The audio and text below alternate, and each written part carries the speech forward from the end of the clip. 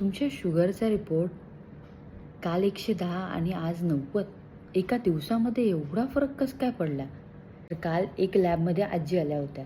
त्यांना उपाशी पोटी ब्लड शुगर चेक करायचं होतं. त्यांनी सॅम्पल दिलं आणि रिपोर्ट आला 110 मिलीग्राम पर डेसिलिटर. मग मला शंका आली. मी त्यांना विचारलं, आजी काही खाऊन पिऊन तर नव्हत्या आल्या ना? नाही रे बाळा, जेवण नाही केलंय, फक्त 1 कप चहा घेतलाय. मग म्हणलं, आजी 1 कप चहाने पण फरक पडतो? तर त्या मला म्हणल्या, काही नाही बाळा, माझी शुगर नॉर्मलच आली असेल. म्हणलं, आजी तुमची शुगर वाढून आली आहे. मग त्या टेन्शन घ्यायला लागल्या. मग मी त्यांना सांगितलं, आजी उद्या पूर्णपणे उपाशी पोटी या आणि मग परत एकदा तुमची ब्लड शुगर चेक करूया.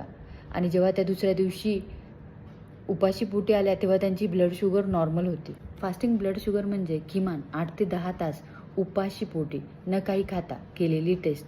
जर तुम्ही चहा, बिस्किट, दूध काही खाल्लं तर रिपोर्ट चुकतो. तुम्ही अशी कधी चूक केली आहे का? कमेंटमध्ये सांगा आणि हा व्हिडिओ तुमच्या मोठ्यांसोबत शेअर करा.